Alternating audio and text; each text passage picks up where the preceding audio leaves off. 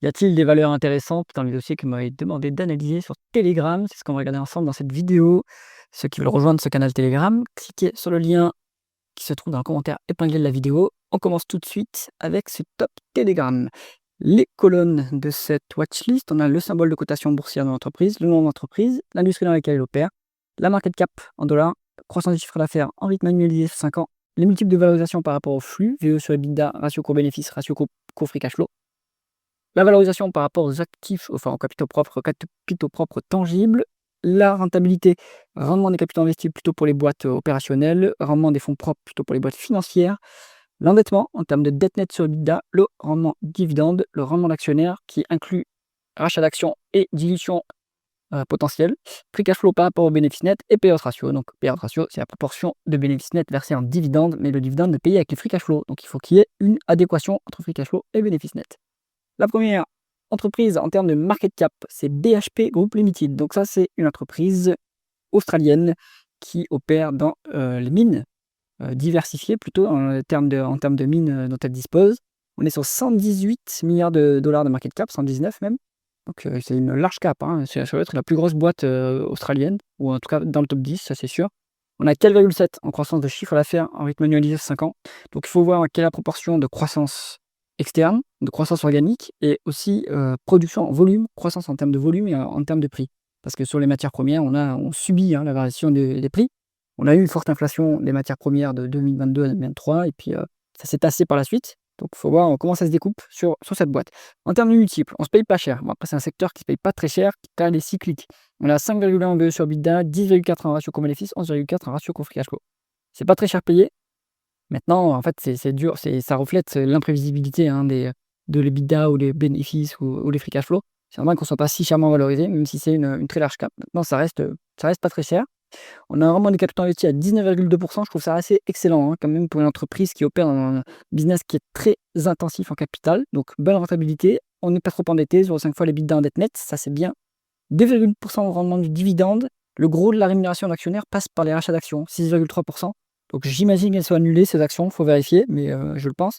On a un payout ratio qui est un peu élevé quand même, hein, sur 65%, avec des free cash flow un peu plus bas que les bénéfices nets, donc on est plus proche de 70%. On ne peut pas s'attendre à ce que ce dividende il augmente beaucoup plus, hein. On est un peu limite d'ailleurs à ce niveau-là.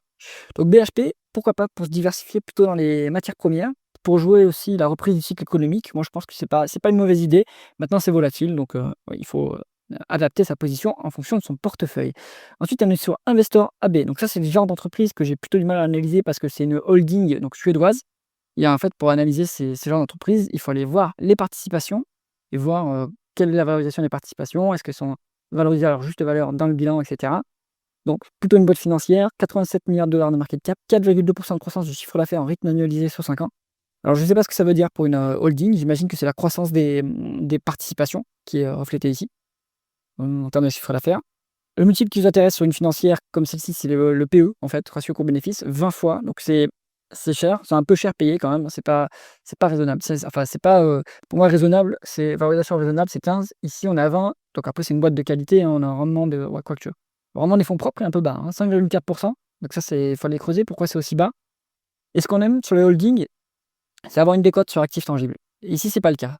Et ça, du coup, ça vous enlève une marge de sécurité. Vous n'avez pas de sécurité en fait sur la valorisation par rapport au flux et aux actifs tangibles sur cette entreprise.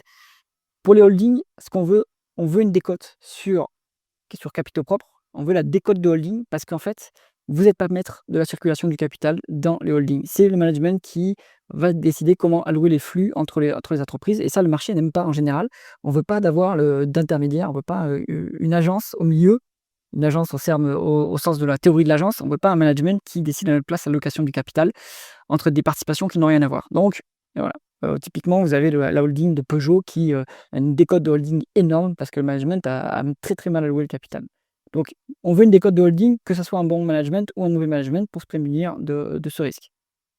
Alors, il n'y a pas de dette nette, il faut vérifier parce qu'en général, sur les holdings, l'agrégateur ne récupère pas bien la dette nette, donc il faut aller vérifier s'ils sont endettés ou pas. Un petit dividende, 1,8%, c'est un peu famélique, hein, c'est pas très important comme dividende. Ça, pour les holdings, pareil, on aimerait avoir un meilleur rendement du dividende. Et après, ce dividende est soutenable avec un payout ratio à 35%. Donc voilà, plutôt, moi, je suis les holdings plutôt à l'écart, sauf une que j'ai en portefeuille qui est IDI, mais parce qu'ils font du private equity. Et sinon, et puis ils sont très bien gérés et qu'ils ont des écoles de holding. Mais sur les grosses holdings, style, Berkshire Hathaway, moi je suis plutôt à l'écart. Avant de continuer, si jamais vous cherchez un portefeuille d'investissement performant et passif pour battre le Nasdaq 100, cliquez sur le lien en haut à droite de l'écran.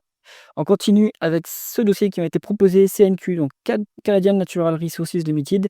On m'a dit que c'était le total canadien. Alors, pourquoi pas, donc oui, du coup, dans le Indias, 70 milliards de dollars de market cap, c'est quand même une large cap. 9,3% de croissance du chiffre d'affaires en rythme annualisé sur 5 ans. J'imagine qu'il y a un peu de croissance externe sur cette entreprise, dans cette entreprise, parce que le marché des hydrocarbures n'a pas une telle croissance, même si on inclut l'effet prix. Donc, il faut regarder comment ça se constitue, cette croissance. Ensuite, on est à 6,5 en VE sur EBITDA, donc ça, c'est value. 13,5 en PE, c'est raisonnable, on va dire. Et 10,9 en price free cash flow. C'est plutôt un secteur qui dégage du flux. Donc, le multiple le plus intéressant, c'est le multiple de free cash flow. C'est pas très cher payé, donc c'est intéressant ici. On a un rendement des capitaux investis qui est très bon, 15,3% pour une boîte qui est intensive en capital, c'est pas mal. Donc on n'est pas trop endetté non plus, 0,9 fois l'EBITDA net, ça c'est bien, 5% de rendement du dividende.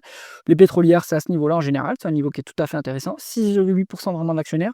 Donc ils rachètent des actions, est-ce qu'ils les annulent derrière? Il faut aller regarder, mais je pense que oui. Selon l'entreprise annule ses actions, réduit son capital. On est à 6,4 en free cash flow contre 5,3 en bénéfice net, donc on a les free cash flow plus élevés que les bénéfices nets. On est sur un payout ratio à 50-55%. C'est très soutenable. Donc, bon petit dossier si vous voulez vous diversifier dans le pétrole. Après, il faut voir quelle est la nature de leurs exploitations. Est-ce qu'ils font du sable bitumineux, par exemple, comme dans l'Alberta, c'est beaucoup ça au Canada? Est-ce que c'est conventionnel, non conventionnel? Est-ce qu'ils sont diversifiés dans le monde, etc. Mais c'est le genre de dossier, je trouve tout à fait intéressant. Ensuite, Dekers Outdoor Corporation, c'est une boîte que j'avais analysée il y a assez longtemps sur la chaîne. Donc, ils font plutôt, donc c'est plutôt des chaussures de mémoire. Ils sont sur 15,2 milliards de dollars de market cap, donc c'est quand même une grosse mid cap au sens américain. On est à 18,5 en croissance du chiffre d'affaires en rythme annualisé sur 5 ans. C'est plutôt impressionnant comme croissance. Est-ce que c'est de l'organique ou de l'externe? À ce niveau-là, je me dis quand même que c'est l'externe, il faut les regarder. On est à 9,9 en VE sur EBITDA, 16 en PE, 15,9 en price to free cash flow. Pour une boîte américaine avec une telle croissance, on va dire que c'est raisonnable. C'est pas value, mais c'est quand même une croissance, c'est quand même une valorisation qui est raisonnable, donc c'est intéressant à ce niveau. 32% moins les capitaux investis, c'est énorme. C'est énorme, donc il faut voir comment c'est obtenu ça, mais très forte rentabilité, donc du coup, c'est pas étonnant qu'on soit cash net sur cette boîte, parce qu'on est très, très rentable. Il faut d'ailleurs regarder ce qu'ils font de leur cash.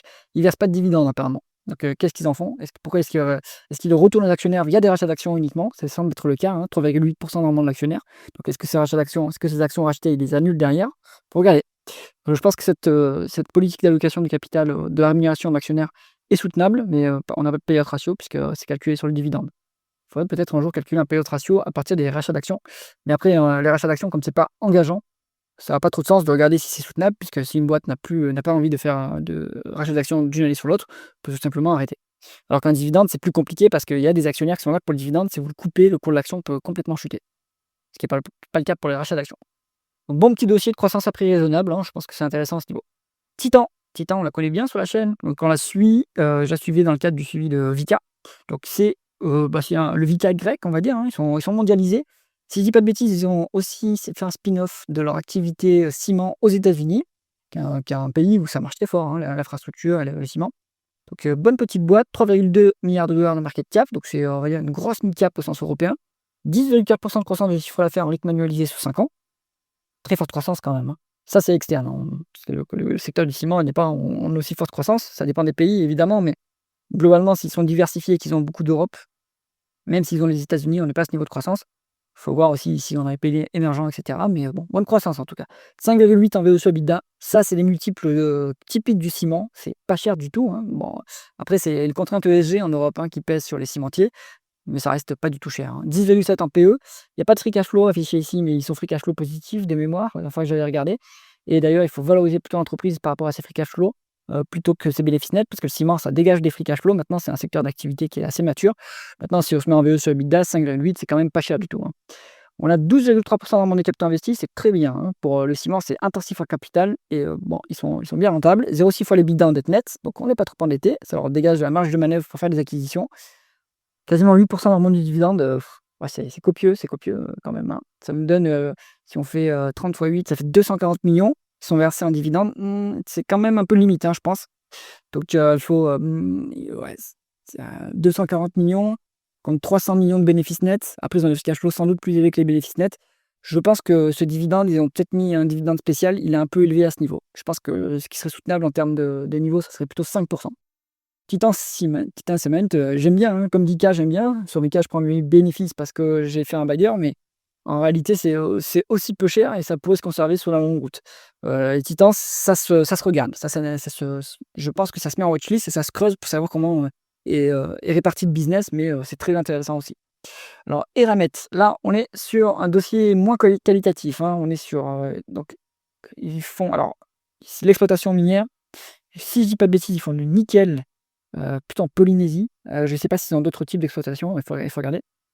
1,5 milliard de dollars de market cap, donc c'est une mid-cap, hein, on va dire. 4% de décroissance en rythme annualisé sur 5 ans. Donc on subit, hein, les variations des matières premières, ça fait mal. Il faut regarder en volume comment ça évolue sur les paramètres. Je pense quand même qu'ils ont réussi à croître en volume. 7,8 en VE sur EBITDA. On pourrait dire c'est raisonnablement valorisé, mais vu la qualité de la boîte, je trouve que c'est cher payé en réalité. PE à 104, donc les bénéfices sont très bas et les free cash flow sont négatifs. Donc ça, c'est typiquement un dossier en difficulté, hein. Si on a un dossier en difficulté, c'est pas à écarter tout de suite, mais si on a un dossier en difficulté, on veut une décote sur actifs tangibles. On veut absolument une marge de sécurité sur les actifs tangibles. Si ça tourne mal, comme ça, on a quelque chose qui vient en amortisseur, en poussin. Ici, c'est pas le cas. 1,3 fois les actifs tangibles, donc on paye encore trop cher. Donc il faut que, si on veut avoir une marge de sécurité, il faut attendre encore sur ce dossier, il faut attendre que le cours baisse. Les rendements, les rentabilités sont négatives, hein, donc on fait des pertes. On est endetté, 2,7 fois les EBITDA net net, risqué. Il verse un dividende, ça n'a pas de sens, parce que les free cash flows sont négatifs et parce qu'on est endetté. Donc allocation du capital, à mon avis, plutôt médiocre sur ce dossier. Absolument l'écart des Eramet, tant qu'on n'a pas de décote sur actifs tangibles. Tant que la dette ne baisse pas plus. Next Geo Solutions. Donc ça, c'est une société italienne qui est dans l'ingénierie. Alors, si je dis pas de bêtises, construction plutôt, à creuser. Donc, j'aime bien les boîtes d'ingénierie parce qu'en général, elles sont à BFR négatif. Elles touchent les acomptes d'exécution des contrats avant de réaliser les contrats. Ça leur donne du cash qu'elles peuvent placer en trésorerie. Bien sûr, ce cash, il n'est pas à eux. Elles doivent le débourser. Il n'est pas à elles. Elles doivent débourser ce cash-là pour réaliser le contrat. Mais en attendant, ça génère des intérêts de trésorerie. Donc ça, c'est intéressant. La boîte n'est pas cotée depuis très récemment, depuis très longtemps, puisqu'on n'a pas de croissance du chiffre d'affaires en rythme annualisé sur 5 ans. Ça veut dire que c'est une cotation assez récente, hein. Je crois que c'est à 1 ou 2 ans, hein, de cotation. En termes de multiples de VE sur EBITDA, c'est très peu cher. 3,7 fois la VE sur EBITDA, 10,2 en PE. J'ai l'impression que c'est une boîte qui ne décache pas encore de free cash flow. Elle continue à investir dans sa croissance. Il faut aller voir le niveau de croissance, hein, parce que les free cash flow sont quand même plus bas que les bénéfices nets. Bon, ça reste pas chèrement valorisé, hein. Je pense que c'est intéressant à regarder quand même. Vraiment, les capitaux investis à 25,4% et c'est très très bon. Bonne rentabilité. Ce type d'industrie, ce type d'activité n'est pas intensif à capital, puisque c'est surtout de la connaissance, du savoir-faire, etc., de l'humain. On est cash net sur le dossier, très bien. Attention, on est à moins 11,4 en rendement actionnaire. Qu'est-ce qui s'est passé sur les 12 derniers mois pour que ça soit le cas? Peut-être, alors ça peut être un bug de l'agrégateur. Il peut y avoir typiquement des splits. Et en fait, l'agrégateur n'a pas compris que en fait, le capital n'a pas bougé. Ou alors il y a pu avoir une augmentation de capital. Et donc là, c'est moins bien. Parce que ça a dilué les actionnaires qui sont arrivés. Et ça peut être aussi la cotation en bourse, hein, puisqu'on a émis des nouvelles actions quand on est coté en bourse. Et donc ça peut être cette augmentation de capital aussi qui est reflétée ici. Et dans ce cas-là, c'est pas très très grave. Pas de dividende de versé. Ça ne me choque pas, vu que c'est une boîte qui vient d'être cotée, qui doit faire de la croissance, qui réinjecte ses cash flows. Donc pas de problème là-dessus. Bon, ben voilà, hein, petite revue intéressante, hein. Il y a quand même des dossiers, moi qui suis value, je trouvais de l'intérêt sur Canadian Natural Resources, sur Titan, évidemment, sur Nextgeo Solutions aussi, pourquoi pas, sur BHP, mais là c'est un peu plus risqué, un peu plus cyclique. Ensuite, si vous voulez de la qualité, Decas Outdoor, c'est pas mal. Investor AB avec les réserves sur l'allocation du capital, etc. Je pense que c'est quand même un dossier assez qualitatif. J'ai quand même un doute sur le rendement des fonds propres, hein. Pourquoi il est aussi faible, il faut regarder. Donc plutôt des doutes là-dessus. Et Eramet, je mets ça plutôt à l'écart, hein. Je pense que c'est un peu trop dangereux encore à l'heure actuelle. J'espère que cette revue du Top Telegram, on va l'appeler comme ça, cette revue des dossiers qui m'ont été demandés dans le canal Telegram vous a plu. Si c'est le cas, mettez un pouce vers le haut et pensez à vous abonner à la chaîne. À bientôt.